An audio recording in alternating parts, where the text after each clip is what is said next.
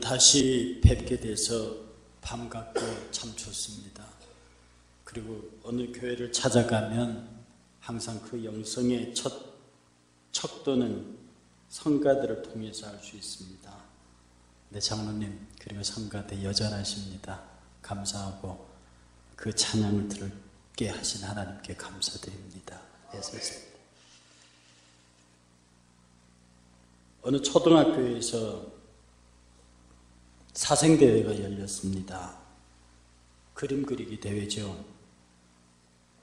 그 그림 그리기의 주제가 평화라는 주제였습니다.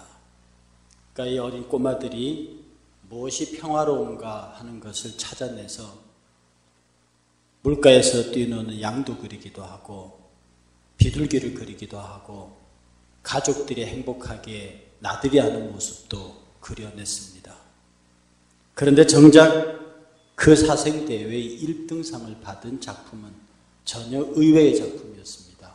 그건 뭐냐면 바닷가 해안 절벽에 광풍이 몰아치고 시커먼 하늘에 폭우와 바람이 쏟아지는 그 바위 틈새에, 그 절벽 틈새에 꼬박꼬박 졸고 있는 어린 갈매기의 그림입니다. 그 그림이 1등이 됐다라고 하는 것을 가만히 생각하면서 정말 평안, 그 갈매기가 거기서 졸고 있는 그 모습이 가장 평화로운 모습이다. 아무 일이 없을 때, 집안에 우환도 없고 근심도 없고 염려도 없이 모두가 다 잘 지내고 있을 때 그때 행복하다고 말하는 것은 정확하지 않습니다. 정말로 이 갈매기 주변처럼 몰아치는 고통과 아픔이 있음에도 불구하고 바위 틈새에 앉아서 전혀 외적인 그런 곳에 아랑치 아니하고 홀로 꼬박꼬박 졸 수 있는 그 여유. 내일이면 죽습니다. 그런데도 천사가 와서 발로 걷어차야 될 정도로 깊이 잠들어 있는 베드로의 평안함.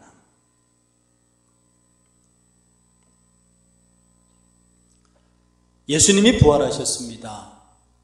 그 부활하신 예수 그리스도를 막달라 마리아가 만납니다. 그런데 그 부활한 예수 그리스도께서 막달라 마리아에게 부활하셔서 처음 만난 인간에게 그가 하신 말씀이 평안하냐.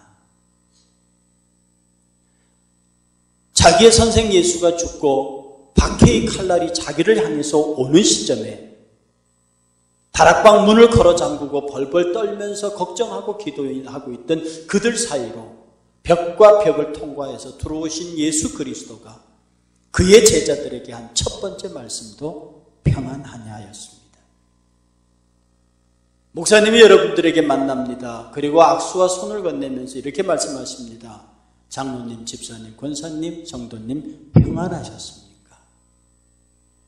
그러면 예수 그리스도께서 막달라 마리아에게 제자들에게 목사님이 여러분들에게 평안하냐라고 물었을 때 그 질문이 집에 이미 아무 일이 없으십니까? 편찮으신 분 없고 사업 잘 되시고 정말 모든 분들이 잘 지내고 계십니까? 걱정 염려 없으십니까? 그런 질문으로 들리십니까? 그렇게 이해를 하십니까? 죄송하지만 그것은 성경에서 가르치는 평안과는 아무런 상관이 없는 것입니다. 그 사람은 굳이 하나님의 은혜를 입지 않는 사람도 그렇게 평화로울 수 있기 때문입니다. 예수 안 믿는 사람에게는 그런 평화가 없습니까? 그러나 크리스찬들에게 그렇게 묻는 데서는 그 평안의 뜻이 세상 사람들과는 전혀 다른 뜻을 갖고 있기 때문입니다. 저는 학교에서 학생들에게 그렇게 가르치고 성경 공부에서 그렇게 가르칩니다. 절대로 국어사전을 들고 상식을 가지고 성경을 읽지 마라. 누가 기독교를 사랑의 종교라고 말하더냐? 누가 하나님을 공의로운 하나님이라고 사랑의 하나님이라고 말하더냐? 국어사전을 들고 성경을 보면 절대로 하나님은 사랑의 하나님이 아니다. 젖과 꿀이 흐르는 가나안 땅에 들어가는 여호수아 군대를 향해서 너희는 그 땅에 들어가면 살아있는 것을 다 죽여라. 남녀노소 알 것 없이 짐승까지 다 죽여라고 명령하십니다. 이게 모세의 군대와 여호수아의 군대에게 명령하신 하나님의 명령입니다. 참 선하신 하나님이십니다. 예수님 때문에 천당 갑니다. 반면에 예수님 때문에 지옥 갑니다. 예수님 때문에 복을 받습니다. 예수님 때문에 저주받습니다. 예수 믿으면 천당이요, 예수 안 믿으면 지옥이고, 예수 믿으면 복이요, 예수 안 믿으면 저주입니다. 이것을 국어사전을 들고 그 성경을 쳐다보면 절대로 그것은 이해할 수 없는 말이고, 기독교를 그렇게 이해할 수는 없는 것입니다. 평안하뇨? 우리 하나님을 선하신 하나님이라고 말씀합니다. 여러분은 선하신 하나님을 어떻게 이해하십니까? 다시 말씀드리지만 국어사전을 들고 있는 나와 여러분들에게서는 절대로 선하신 하나님을 발견할 수 없습니다. 여러분은 선이라고 하면 착하고 아름답고 순결하고 깨끗하고 좋고 그런 것으로 이해합니다. 그 선함과 성경이 가르치는 선함은 전혀 상관이 없습니다. 선함이 무엇인고? 그것은 하나님의 생각, 하나님의 뜻, 하나님의 의지가 곧 선입니다. 너희는 선악을 알게 한 나무의 열매를 먹지 말라. 그 말은 내가 창조한 이 3차원의 피조세계에서 적어도 이 3차원 안에서는 너하고 나는 똑같다. 인간 너와 창조주 하나님은 권세가 똑같다. 너희는 생육하고 번성하고 다스려서 땅에 충만해라. 이 권리를, 왕권을 너에게 준다. 적어도 이 피조세계에서는 너와 나의 권리는 똑같다. 그러나 단 하나 차이가 있는데 그것이 뭐냐? 선악을 알게 하는 것은 내가 한다. 인간은 선악을 결정할 권리가 없다. 그래서 사탄이 인간을 찾아와서 너희가 저 열매를 먹는 날에는 선악을 아는 일에 하나님과 같이 된다. 너희들도 선악을 결정하게 될 거라는 겁니다. 결국 선악을 알게 한 나무 열매를 먹고 난 다음에 하나님이 바벨탑을 쌓는 인간을 찾아와서 하신 말씀이 저들이 선악을 아는 일이 우리 중 하나와 같이 되었다고 말합니다. 인간이 스스로 선악을 결정하기 시작했다는 거죠. 그것만은 하나님이 허락할 수 없다. 그것이 에덴 동산의 선악에 알게 하는 나무의 계약입니다. 형태는 열매를 하고 있으나 그것은 컨트랙, 계약서입니다. 선이 무엇입니까? 하나님의 생각입니다. 하나님의 뜻입니다. 하나님의 의지입니다. 하나님의 세상을 이처럼 사랑하사, 그것이 하나님의 생각입니다. 뜻입니다. 의지입니다. 그러므로 그게 선하신 겁니다. 하나님이 세상을 이처럼 사랑하셨습니다. 그 선하심이, 의로움이 뭔데요? 그 선한 하나님의 생각이 행동으로 옮겨지는 것을 의로움이라고 말합니다. 세상이 가르치는 공의, 세상이 가르치는 정의, 그것과 하나님의 의와는 아무 상관이 없습니다. 하나님의 의로우심은 당신의 생각, 의지를 당신이 행동으로 옮기시는 것입니다. 태초에 하나님이 이 세상을 이처럼 사랑하사, 하나님이 세상을 이처럼 사랑하사 라고 하는 그 선하신 마음이, 그 뜻이 행동으로 옮깁니다. 독생자를 주시는 행동으로 나타납니다. 그러므로 기독교의 의는, 기독교의 정의는, 기독교의 공의는 이 세상을 사랑하시는 하나님이 행동으로 나타나서 독생자를 주심이 의미, 곧 십자가가 하나님의 의요, 예수 그리스도가 하나님의 의라는 뜻입니다. 기억하십시오. 성경이 말하는 그 의와 그 공의는 세상이 말하는 의와 공의와 아무 상관이 없습니다. 하나님의 일하심이 무엇입니까? 하나님의 역사하심이 무엇입니까? 하나님이 세상을 이처럼 사랑하시는 그 하나님의 선하신 의지가 독생자를 주시는 행동의 공의로 나타났습니다. 그 공의를 믿는 자마다 멸망치 않고 영생을 얻게 하심이니라. 하나님의 그 의로우심이 나와 여러분들의 인간의 삶 속으로 스며들어와서 나를 변화시키고 나를 하나님의 사람으로 세워가는 것이 곧 하나님의 역사하심입니다. 그러므로 요한복음 3장 16절은 하나님의 선하심, 하나님이 세상을 이처럼 사랑하신다는 당신의 뜻이 독생자를 주심의 의지로 나타났고, 그 공의를 믿는 자마다 그 공의로 말미암아 그 칭의에 힘입어서 멸망치 않고 영생을 얻게 하겠다고 하는 위대한 복음이 거기 있는 것입니다. 이렇듯 평안은 세상이 말하는 평안과 다릅니다. 내가 너희에게 평안을 끼치노라. 이 평안은 세상이 주는 것과 다르다고 말합니다. 다르지요. 전혀 국어사전과는 아무 상관이 없는 평안이니까요. 이 평안이 뭡니까? 오늘 본문에 의하면 하나님과 화목하는 것이다. 예수 그리스도가 당신의 육체로 당신의 육체로 십자가로 하나님과 인간 사이에 막힌 담을 허시고 두 존재 하나님과 인간을 회복시켜 주시고 치료하여 주시고, 기독교에서는 치료가 곧 구원입니다. 기독교는 회복이 곧 구원입니다. 하나님과 인간의 관계를 회복시켰습니다. 육체로 막힌 담을 허셔서 하나님과 인간 사이를 화목하게 했습니다. 하나님과 인간 사이에 화목함으로 일어난 결과가 평안입니다. 예수 그리스도가 십자가에 그 죽으심으로 하나님과 인간 사이에 막힌 담, 죄의 담, 저주의 담을 허시고 하나님과 인간 사이를 회복했습니다. 이게 화목이라고요. 이게 평안이라고요. 그러므로 목사님이 평안하심이라고 악수하실 때 그 의미는 뭐냐? 일주일 동안 하나님과 연결되셨어요. 일주일 동안 하나님의 관계가 잘 이어졌습니까? 끊어졌던 관계가 회복됐습니까? 일주일 동안 찬양하고 말씀 있고 은혜로 살았습니까? 하나님의 기쁨이 여러분에게 있었습니까? 그 질문입니다. 집에 자식 새끼들 잘 있었냐는 질문이 아니고요. 하시는 사업 잘 되느냐는 질문이 아니고요. 아픈 사람 없느냐는 그런 말이 아니고, 일주일 동안 하나님과 잘 연결되어 계셨습니까? 그런 질문입니다. 이 평안이 우리 인간에게 나타날 때 세 가지 형태로 나타납니다.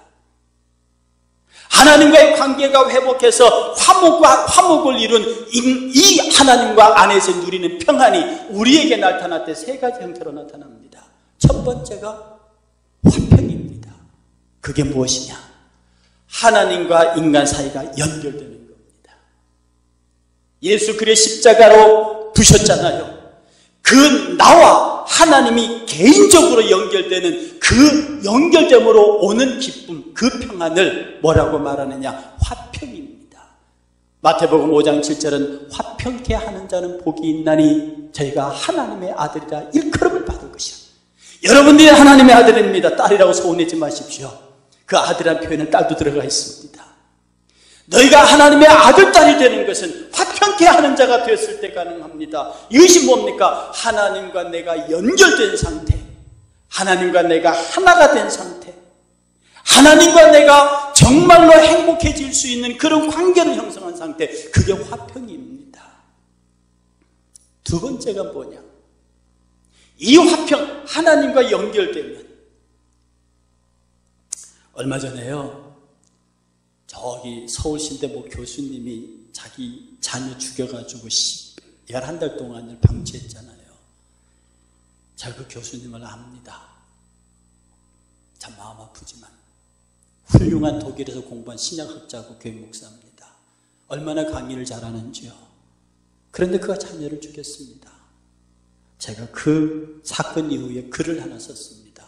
그 글의 제목이 뭐냐 하면, 자식에게는 불효할 권리가 있으나 부모에게는 자식을 죽일 권리가 없다. 부모의 양육은 천명이요. 부모가 자식을 양육하는 것은 천명의 윤리요.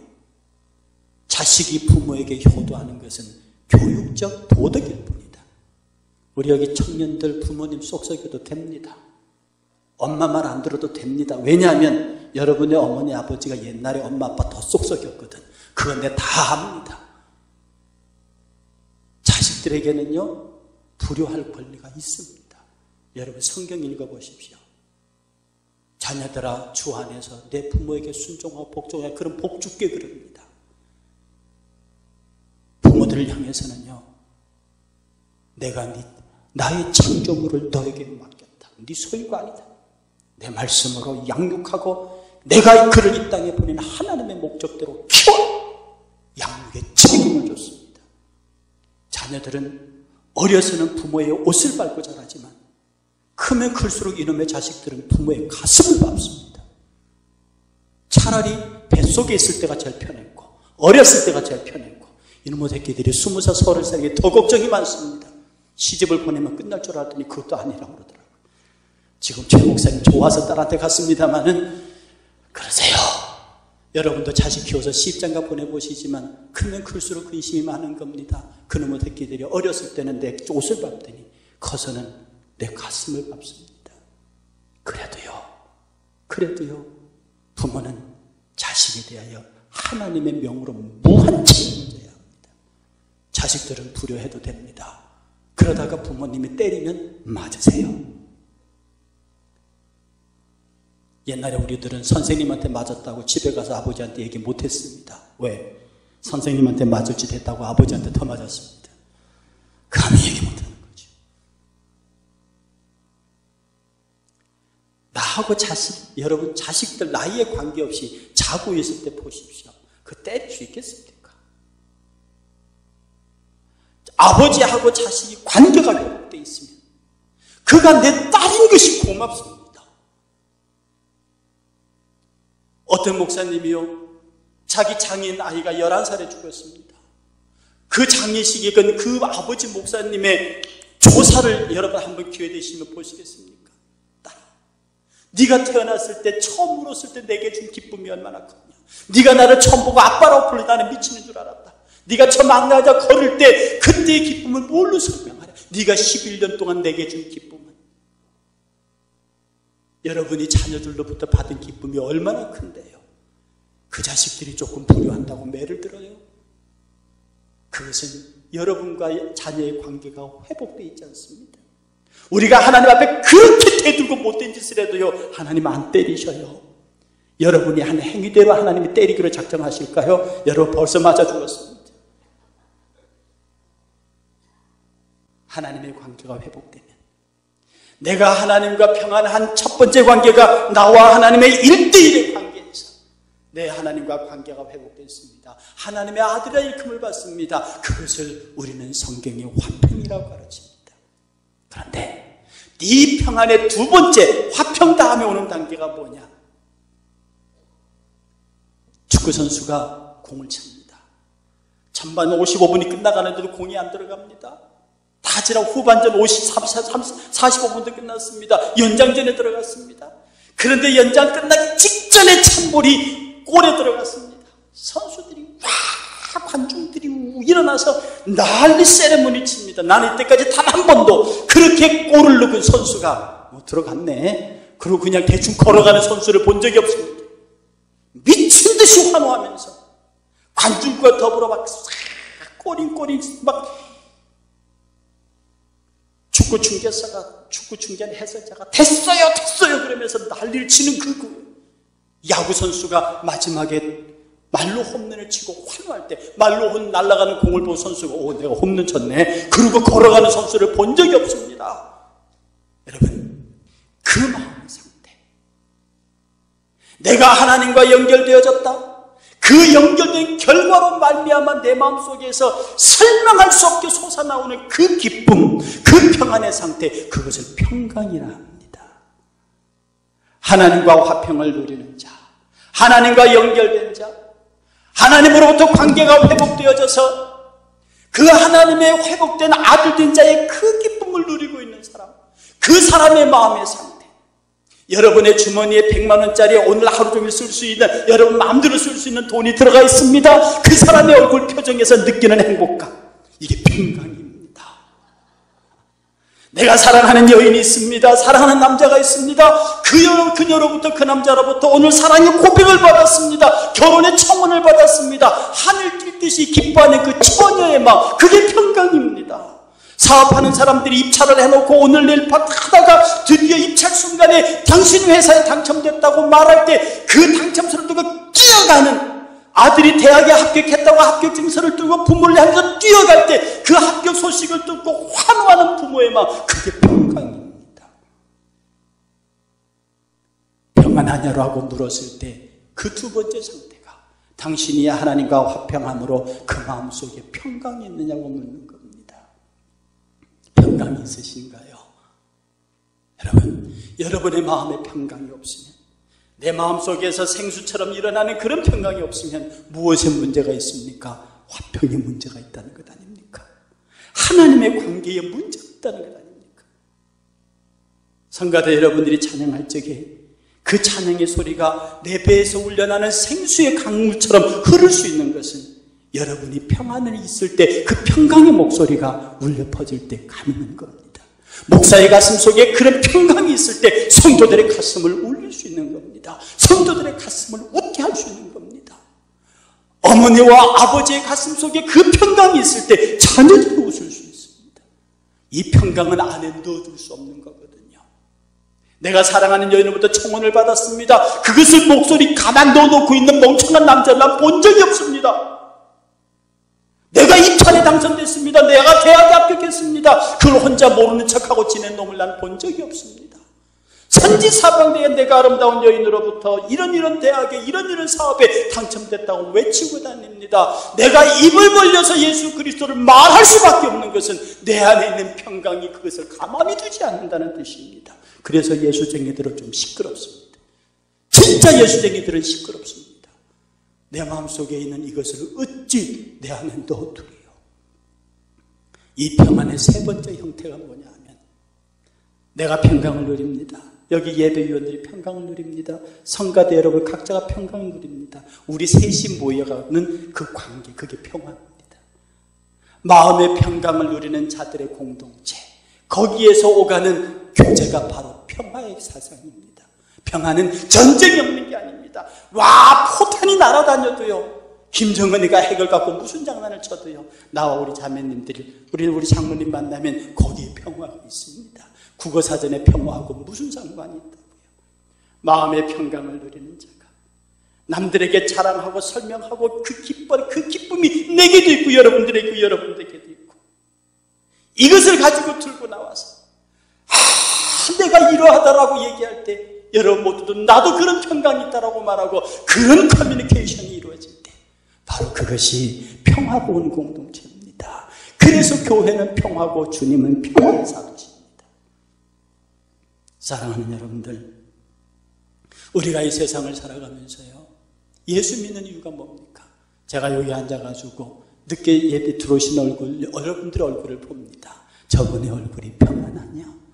어떤 분은 기뻐서 들어온 얼굴도 있고요, 무표정하게 들어온 얼굴도 있고요, 서둘러서 들어오는 그 미안한 얼굴도 있고요.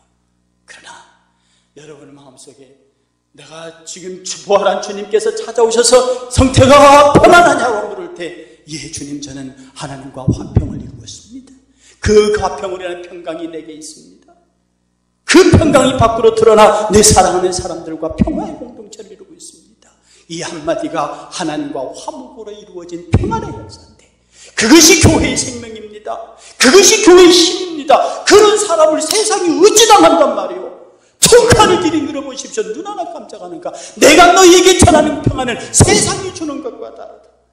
이 위대한 메시지 앞에, 그러므로 이 평안을 누리는 사람은요, 여러분 혹시 힘든 일을 당하십니까?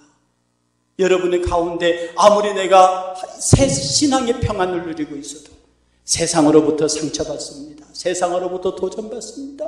세상으로부터 어려운 일을 당합니다. 그러나 너희는 염려하지 말라 하는 것입니다. 우리는 그 평안의 힘이 있으면 세상이 나를 향하여 오는 힘보다는 평안의 힘이 세기 때문입니다.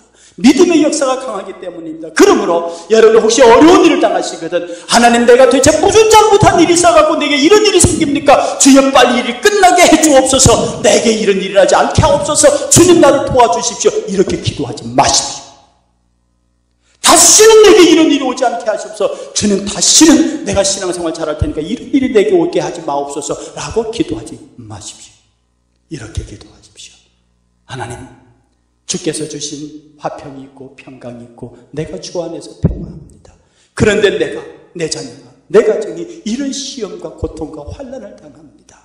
그러나 하나님, 터널이 시작이 있으면 끝이 있듯이, 어둠이 시작되면 태양은 언젠가 떠오르듯이 이 시험의 시간은 언젠가는 끝나게 되어 있습니다.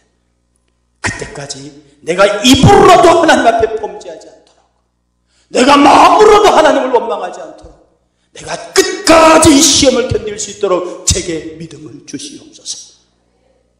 이 시험이 사탄의 유혹이면 반드시 승리하게 하시고, 하나님의 테스트를 같으면 반드시 하나님 앞에 합격하게 하시옵소서. 이 시험이 끝난다고 더 큰 환난과 고통이 온다 할지라도 끝내주시는 것이 아니라 그것마저도 이겨서, 그것마저도 승리해서 하나님이 갑절로 요백해 주셨던 그 놀라운 복과 은혜를 나에게도 주실 것을 약속하시옵소서. 믿음 주시옵소서. 믿음으로 승리하게 하시옵소서. 당신이 끝낼 때 끝내고 당신이 시작할 때 시작하시겠거니와 나는 그 사이에서 입술로라도 마음으로도 하나님 앞에 범죄하지 않게 도와주옵소서. 믿음 주시옵소서. 이렇게 기도하셔야 할 것입니다. 세상 살면 폭풍은 몰아칠 수 있습니다. 비바람 몰아칠 수 있습니다. 그러나 우리는 지존자의 은밀한 곳에 거하는 바위 틈새에 숨어있는 갈매기처럼 지존자의 은밀한 곳에 숨어서 사망의 음침한 골짜기로 다닐지라도 해바듦을 두려워하지 않을 것은 주께서 나와 함께 하심이라. 평안하뇨. 이 평안이 여러분 가운데 있기를 주의 이름으로 축원합니다. 기도하겠습니다. 하나님, 막달라 마리아에게 평안을 전하셨습니다. 두려움에 떨고 있는 제자들에게 평안을 전하셨습니다. 오늘 이 자리에 찾아오셔서 저와 우리 모든 성도들에게 평안하냐라고 묻고 있습니다. 하나님과의 화평을 회복하게 하여 주옵소서. 그 화평의 평강이 넘치게 하여 주옵소서. 그 평강의 교제가 우리 성도들 가운데 있어서 이 교회가, 일산교회가 정말로 평화의 공동체가 되게 하시옵소서. 예수님의 이름으로 간절히 기도 올리옵나이다.